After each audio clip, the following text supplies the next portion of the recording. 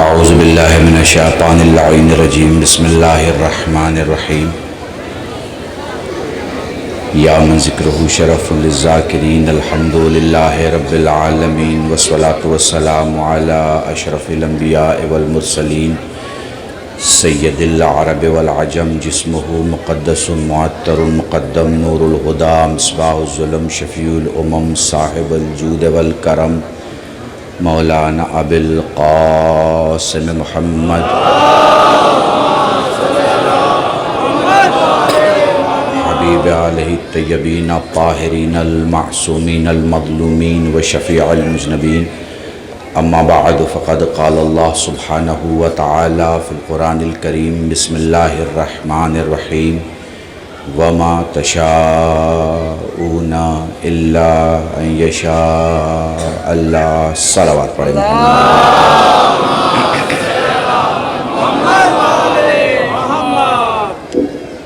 بے پناہ آپ کی محبتوں کا شکریہ. آپ کے علاقے میں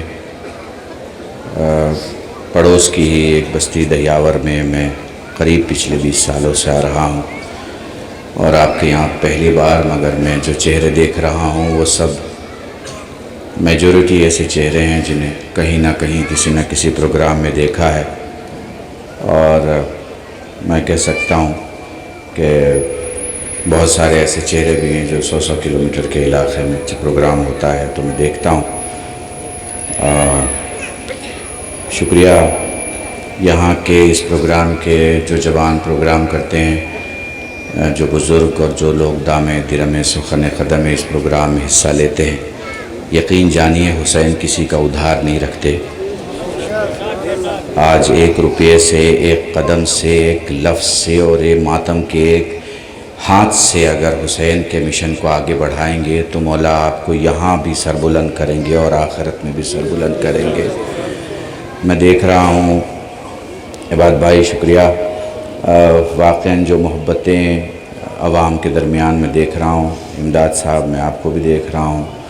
بہت سارے چہرے ہیں، بہت سارے لوگ ہیں. سب کا شکریہ ادا کرتے ہوئے فرداً فردہ یاد رکھیے گا ہم سب سے حسین کی پہچان نہیں، حسین سے ہماری پہچان ہے.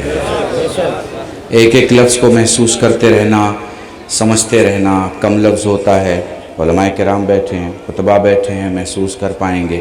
بہت سادے جملے، حجت خدا پہ چند جملے بولوں گا اور اس کے بعد چونکہ آپ اس وقت زمین پہ بیٹھے ہیں، رات ہو چکی ہے، کربلا کی رات یاد آ رہی ہے، اس لیے میں چاہوں گا کہ فضائل بہت کم، مجلسی جملے بہت کم اور صرف مصائب.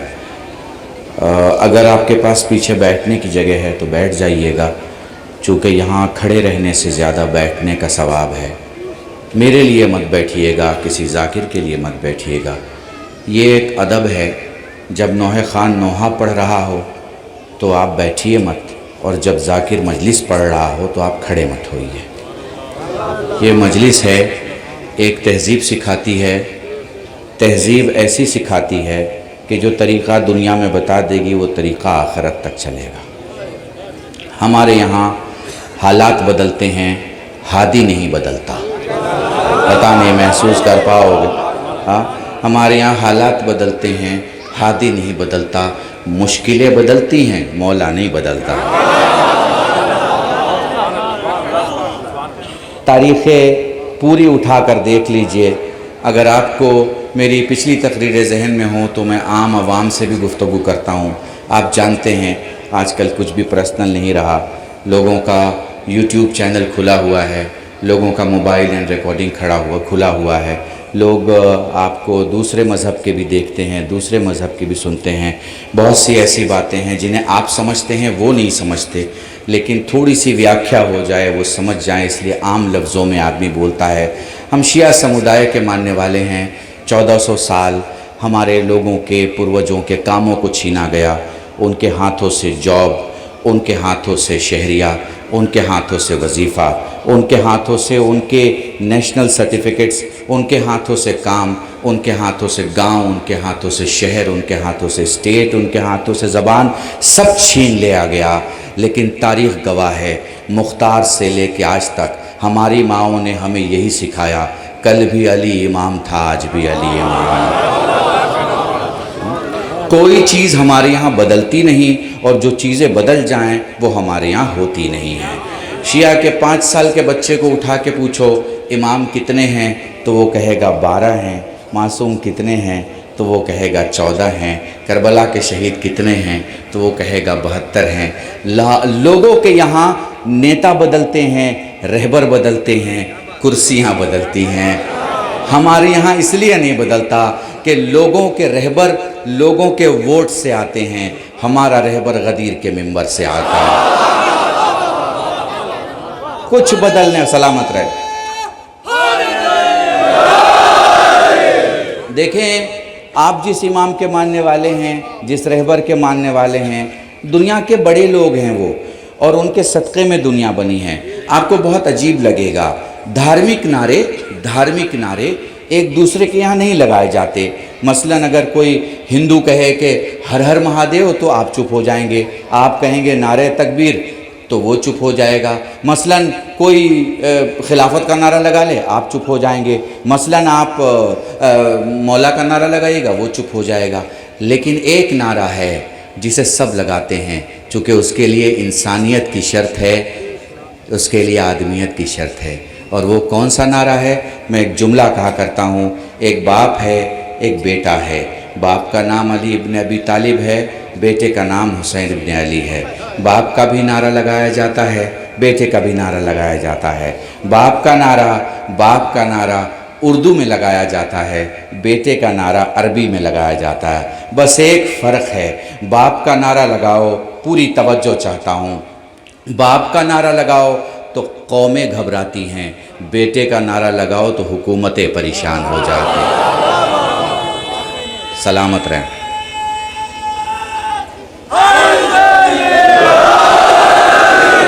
احسان ہے اس پروردگار کا کہ اس نے ہمیں انسان بنایا، ہمیں جانور نہیں بنایا۔ احسان ہے اس پروردگار کا کہ اس نے ہمیں مسلمان بنایا۔ احسان ہے اس پروردگار کا کہ اس نے ہمیں مولائی بنایا اور غدیری بنایا۔ اب اس کے آگے کا جملہ تو آپ کو خود سمجھنا ہے۔ کبھی کبھی کچھ باتیں آدھی کہی جاتی ہیں اور پوری سمجھی جاتی ہیں۔ اگر سمجھ جائیں گے تو مجھے لگتا ہے کہ میں ان لوگوں کے بیچ میں پڑھ رہا ہوں جن کی سماعتیں مجلسی ہیں۔ اللہ نے آدم سے لے کر عیسیٰ تک اور عیسیٰ سے لے کے مہدی تک، آپ کے 12ویں مولا تک، ایک بار درود پڑھے محمد وآل۔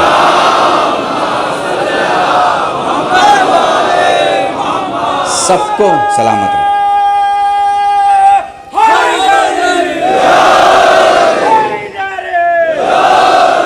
سب کو معصوم بنایا، سب کو افضل بنایا، سب کو اعلیٰ بنایا، سب کو بڑا بنایا، سب کو عظیم بنایا، سب کو امین بنایا، مگر سب میں کچھ نہ کچھ فرق تھا۔ مطلب آدم تھے، شیس نہ تھے، موسیٰ تھے، عیسیٰ نہ تھے، عیسیٰ تھے، داؤد نہ تھے۔ اور اگر کنڈیشنز آپ دیکھیں تو جو معجزہ عیسیٰ کے پاس ہے وہ موسیٰ کے پاس نہیں ہے، جو ابراہیم کے پاس ہے وہ داؤد کے پاس نہیں ہے، جو فلاں نبی کے پاس ہے وہ فلاں نبی کے پاس نہیں ہے۔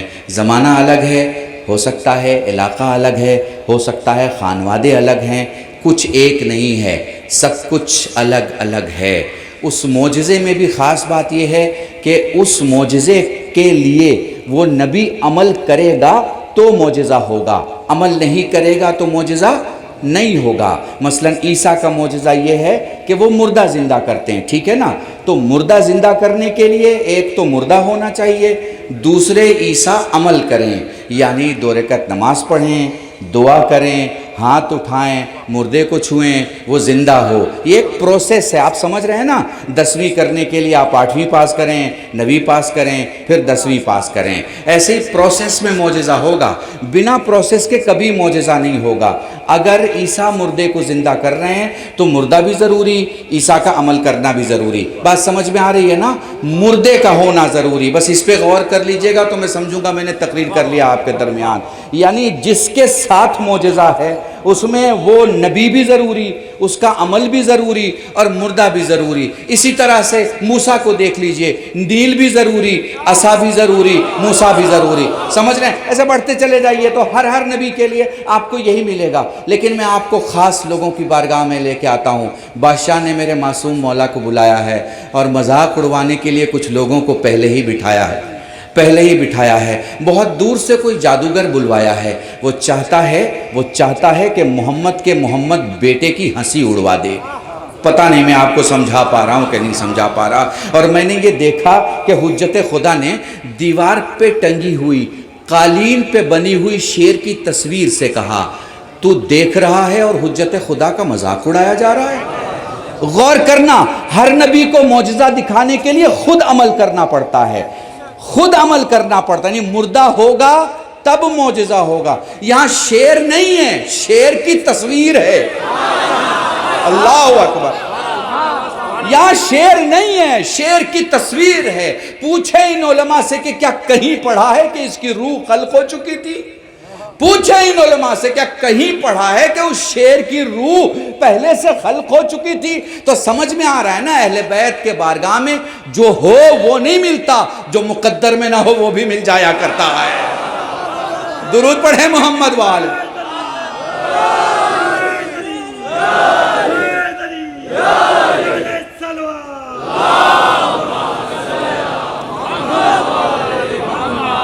بس میرے عزیزان، بڑی محبت سے آپ بیٹھے ہیں، یاد رکھیے گا یہ حجت خدا ہیں، انہوں نے اپنی پوری زندگی دے دی۔ اب بڑے شانتی کے ساتھ اور بڑے سکون کے ساتھ اپنے جوانوں کو ایک میسج دے رہا ہوں، اگر محسوس کر پاؤ تو اسے محسوس کر لینا۔ یہ کسی نے سید سجاد سے پوچھا تھا، بہت سارے سوالوں کا جواب ہے، مگر اس کے پہلے کا ایک اتہاس پڑھوں جو یزید کا باپ تھا، اس سے کسی نے کہا، میں تاریخ پڑھ رہا ہوں بہت کم لفظوں میں، سمجھ جانا میں تمہیں کیا سمجھانا چاہ رہا ہوں۔ اس سے کسی نے کہا کہ بھئی تمہارا کام تو ہو گیا، شام میں حکومت کر لی، اتنی کرسیوں کو جمع کر لیا، لوگوں کو بلا لیا، پیسے، مال، اتنے سارے مسلمان، سب کچھ ہو گیا۔ اس نے کہا نہیں، ابھی کچھ نہیں ہوا۔ لوگوں نے کہا کہ کیسے؟ اس نے کسی خاص آدمی سے کہا ابھی فیصلہ ہو جائے گا۔ کہا کیسے فیصلہ ہوگا؟ تھوڑی دیر کے بعد اذان ہوئی، اذان میں اللہ اکبر تھا، اشہد ان محمد رسول اللہ تھا۔ اس نے کہا دیکھو یہ کس کا نام آ رہا ہے۔ وہ سمجھ گیا کہ یہ کیا کہنا چاہ رہا ہے۔ خدا کی قسم وضاحت نہ ہو پاتی اگر سجاد بیان نہ کرتے۔ مدینے میں یہی کسی نے سجاد سے پوچھا، بابا نے آپ کے جان دے دی، لوگ قربان ہو گئے، فائدہ کیا ہوا؟ جیت کس کی ہوئی؟ نام کس کا بچا؟ ڈنکا کس کا پٹا؟ یہ آپ سمجھ رہے ہیں نا، جو آدمی کے مینٹلٹی ہوتی، جو جیت ہار کو بانٹتے ہیں ادھر ادھر کے لفظوں میں، ٹھیک ہے نا؟ مولا نے کہا ابھی فیصلہ ہو جائے گا۔ مولا نے کوئی تقریر نہیں کی، کہا ابھی فیصلہ ہو جائے گا۔ وقت نماز کا ہوا، مؤذن نے کہا اللہ اکبر، مؤذن نے کہا اشہد ان لا الہ الا اللہ، مؤذن نے کہا اشہد ان محمد رسول اللہ۔ کہا یہ نام سن رہا ہے، کس کا نام ہے؟ اس نے کہا رسول کا نام سن رہا ہوں۔ کہ یہی نام تو یزید مٹانا چاہتا تھا، اور اسی نام کو بچانے کے لیے تو میرے بابا نے جان دی ہے۔ جب تک مسجدوں سے اذان کی آوازیں آئیں، یہ سمجھ لینا یہ اسلام کی بقا کی آواز نہیں ہے، سجاد کے بابا کی جیت کی آواز ہے۔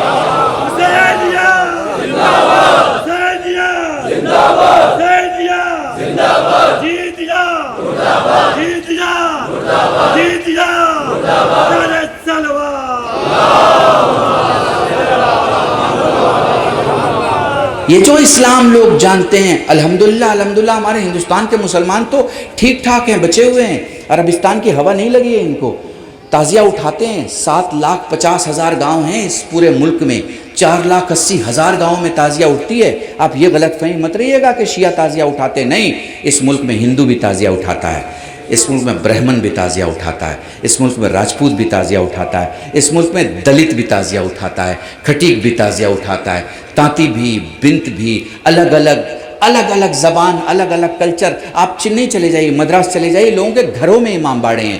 ہندو سماج کی میں بات کر رہا ہوں، آپ سنی سماج میں آ جائیے، سارے برادران اہل سنت، یہ گھر کے سامنے چوک ہے، چوک پہ تعزیہ ہے، معلوم ہے کہ کاندھے پہ لے کے جانا ہے۔ میرا ایک جملہ تقریر کا مجھے یاد آ رہا ہے، شاید آپ کو پسند آئے، کہ کمال کی بات ہے، ہندوستان کے سارے گاؤں سے جب تعزیہ اٹھتی ہے تو قبرستان نہیں جاتی، کربلا جاتی ہے۔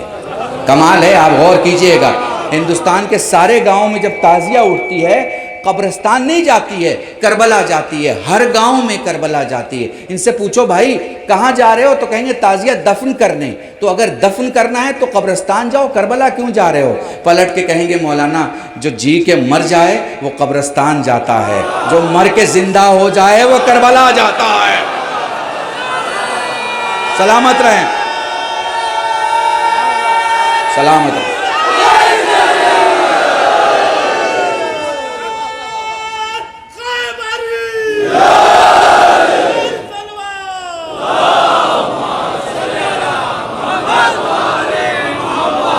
مصاحف کے پہلے ایک جملہ سنو، پولیٹیکل جملہ ہے، سمجھنا بات بھائی، پوری توجہ بھیا، پوری توجہ، علماء کرام پوری توجہ۔ دیکھیں کوئی بھی ملک کا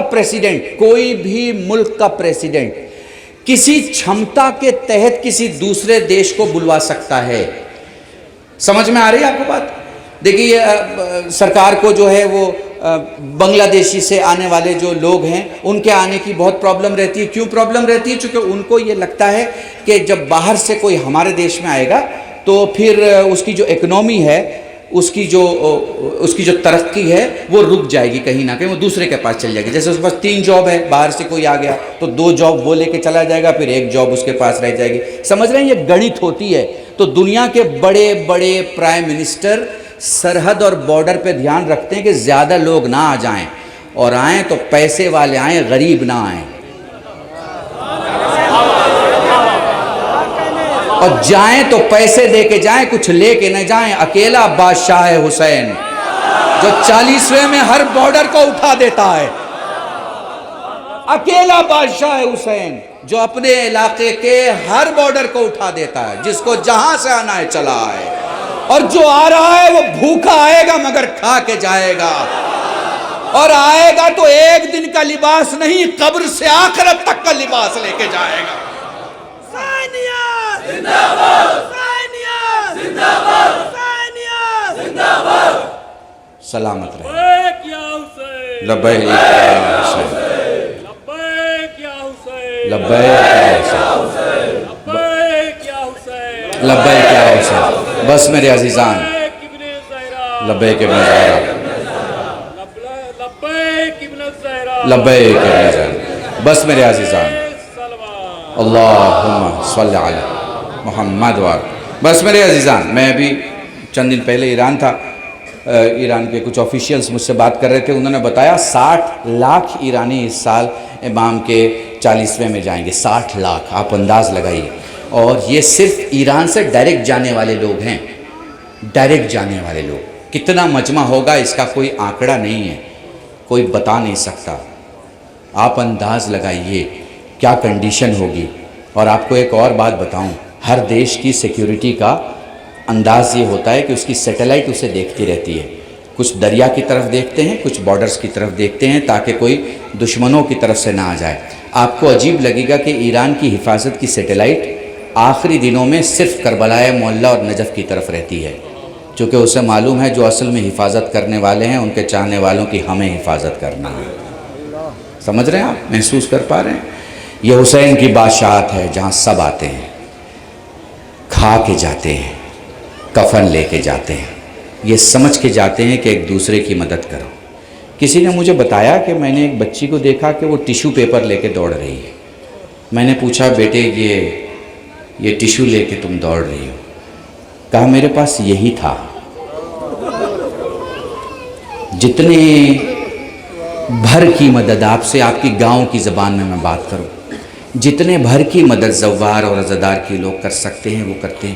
ابھی میں روم میں تھا، کسی نے مجھے بتایا کویت سے جو شیعہ آتے ہیں ان کے جو فیکٹری ہے، جس چیز کا کام ہے، لباس کا کام ہے وہ لباس لے کے آتا ہے، بلینکٹ کا کام ہے وہ بلینکٹ لے کے آتا ہے، جس چیز کا کام ہے حسین کی بارگاہ میں جاتے ہیں۔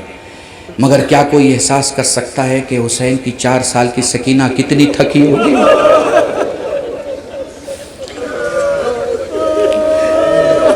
کیا کوئی احساس کر سکتا ہے کہ حسین نے جب علی اصغر کو جلتی ہوئی زمین پر رکھا ہوگا تو ایک باپ کے دل کی کیا کیفیت ہوگی؟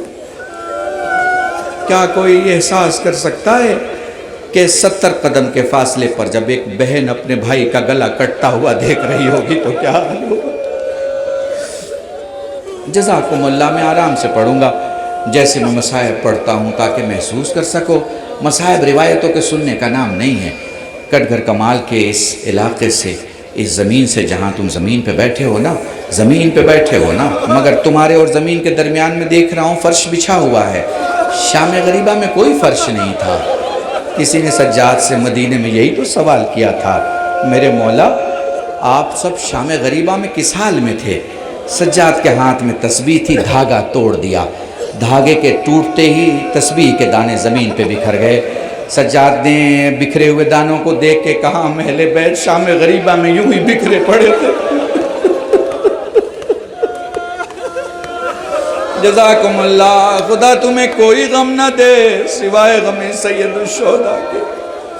نرم زمین پہ فرش عزا پہ بیٹھے ہو، مائیں بہنیں بیٹھی ہیں، تم کیا سمجھ پاؤ گے شام غریبہ میں کیا مصیبت گزری؟ سوچو، بس سن کے روتے ہو، اگر دیکھتے تو کیا حال ہوتا۔ سید سجاد جب تمہیں روتا ہوا دیکھتے ہیں، تمہارے قریب آ کے کہتے ہیں، چاہنے والے تو نے ذاکر سے بس روایت سنی ہے کہ میرا علی اکبر گھوڑے سے زمین پہ آیا، تو نے میرے علی اکبر کو گھوڑے سے گرتے نہیں دیکھا۔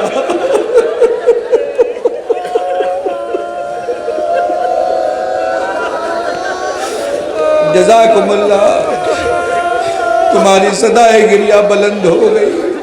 لو چند جملے مصائب کے سن لو، یقین رکھنا دعا نہیں بھی مانگو گے تو بھی دعا قبول ہوگی، چونکہ مجلس سے واپس جانے والی علی کی بیٹی زینب گواہ رہیں گی تم کتنا تڑپ کے روئے ہو۔ مجلس سے واپس جانے والی حسین کی 4 سال کی سکینہ گواہ رہے گی تم نے کیسے پرسہ دیا ہے۔ مجلس سے جانے والی پسلی پہ ہاتھ رکھ کے کھڑی ہوئی علی کی زوجہ حسین کی ماں فاطمہ گواہ رہیں گی۔ جزاکم اللہ۔ سید سجاد سے سائل سوال کرتا ہے، مولا کیسے روئیں؟ فرمایا، آنسو کا وہ قطرہ جو آنکھوں میں رہ جائے مومن کا، جو آنکھوں سے باہر آئے صالحین کا، جو داڑھی کے بالوں تک آئے انبیاء کا، جو سینے تک آئے ہم اماموں کا۔ وہ کہتا مولا جس میں آواز بلند ہو جائے۔ سجاد رو کے فرماتے ہیں، میری دادی فاطمہ زہرا کا۔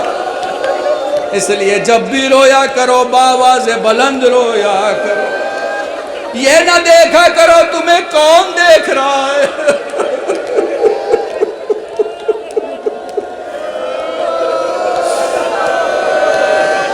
سائل سوال کرتا ہے، مولا یہ بتا کربلا میں تیرے بابا کو سب سے زیادہ کس نے پکارا؟ سجاد سنتے رہے، رونے لگے۔ سائل کہتا ہے، مولا سب سے زیادہ تیرے بابا کو کربلا میں کس نے پکارا؟ رو کے فرماتے ہیں، سب سے زیادہ میرے بابا کو میرے بھائی قاسم نے پکارا۔ جزاکم اللہ، جزاکم۔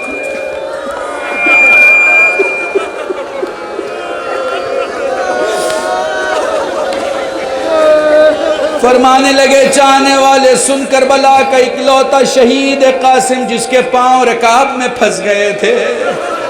پھر کچھ یوں ہوا کہ جدھر جدھر گھوڑا جاتا قاسم کھنچتا ہوا جا رہا تھا۔ تھوڑی دیر کے بعد کچھ یوں ہوا کہ ادھر کے گھوڑے ادھر، ادھر کے گھوڑے ادھر۔ جزاکم اللہ۔ علامہ مرحوم رشید ترابی کو نقل کر رہا ہوں، فرمایا کرتے تھے، اکلوتا شہید قاسم جس پر پہنچنے کے بعد حسین نے امامہ اتار کے زمین پہ رکھ دیا، گھٹنے ٹیک کے زمین پہ بیٹھے۔ تم میں بہت سارے چچا موجود ہوں گے جو اپنے بھتیجوں پہ جان چھڑکتے ہوں گے، خدا تمہاری محبتوں کو سلامت رکھے۔ آسمان دیکھ کے حسین کہتا، واہ غربتا، میرے اللہ میں غریب ہو گیا، میرا اکلوتا قاسم کئی ٹکڑوں میں بڑھ گیا۔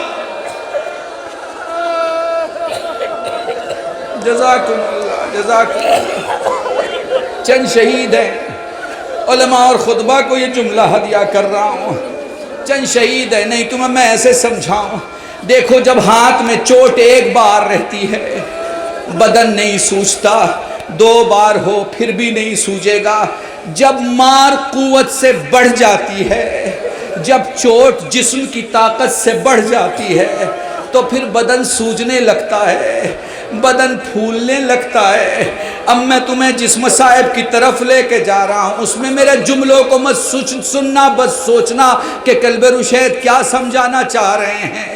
12 برس کا سن ہے، گرتے ہوئے ماں کو پکارنے والا شہید ہے، انداز لگاؤ کہ بچپن کس عالم میں ہوگا۔ قاسم کی کیفیت جب سمجھ جاؤ پھر ذرا میرے جملوں کو سننا۔ حسین پہنچ چکے ہیں، میں طویل مصائب نہیں پڑھ رہا۔ پہلا ٹکڑا اٹھا کے رکھا وہ بھائی حسن نے دیا تھا، دوسرا ٹکڑا بابا علی نے دیا تھا، سارے ٹکڑے ابا کے دامن میں جمع کر کے حسین گٹھری بنا کے پیٹھ پہ وزن اٹھا کے حسین خیمے میں آئے، کھڑے ہو گئے۔ علامہ اظہر حسن زیدی کا جملہ کہتے ہیں، زینب پوچھتی ہے بھائیا میرا قاسم کہاں ہے؟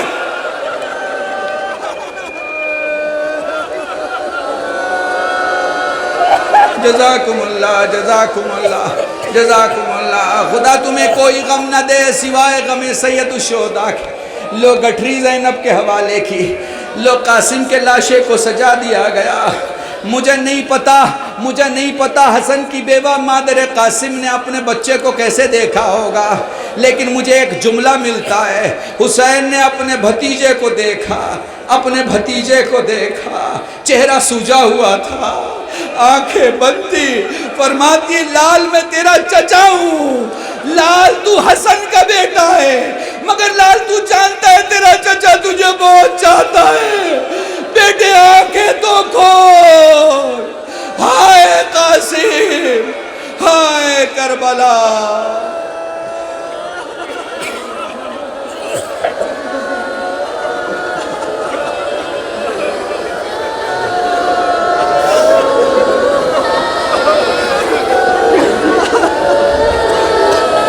لعنت اللہ علی القوم الظالمین وسیعلم الذین ظلموا لمن انقلب ما تنصر۔